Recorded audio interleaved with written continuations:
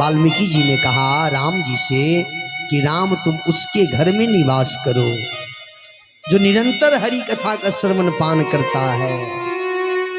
श्रवणम श्रवणामृत, श्रवणा माने कान, मृत माने अमृत। अमृत के समान जिन्होंने इतनी सुंदर कथा कही है, सामने प्रकट हो। तो हनुमान जी ने कहा मैया, ऊपर से ही कहा कथा ही सुंदर है, कथा कहने वाला तो बिल्कुल बंदर है। तो जानकी मैया ने कहा बंदर ही सही, जिन्होंने कथा कही है वो सुंदर ही होगा, चाहे जैसा भी उसका रूप स्वरूप हो। कथा जो कहता है वो सुंदर होता है, कारण कथा ही हमारी जीवन की व्यथा को दूर करती है।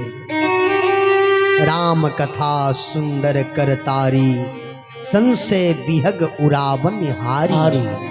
राम कथा कलि बिटप कुठारी, सादर सुनु गिरिराज कुमारी। राम कथा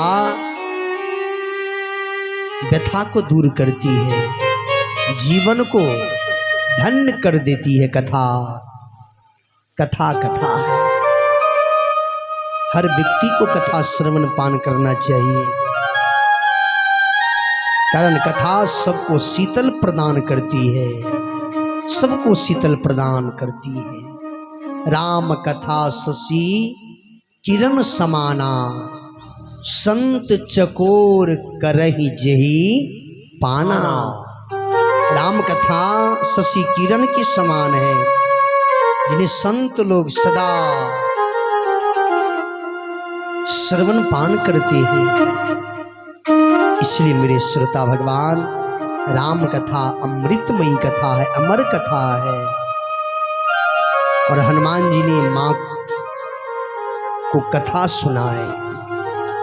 कथा जीवन की व्यथा को दूर करती है, कथा हमें पवित्र कर देती है, कथा हमें कल्याण करती है, कथा जीवन को मंगल से भर देती है। ये राम कथा है। और हनुमान जी ने आदहु ते सब कथा सुनाई, श्रवणामृत जहि कथा सुहाई, कहीं सो प्रगट होत किन आई। वो प्रगट हो जिन्होंने इतनी सुंदर कथा कही है, कारण कथा कथा है। और ये राम कथा तो अमर कथा छे साहब, प्राण तत्व छे राम कथा।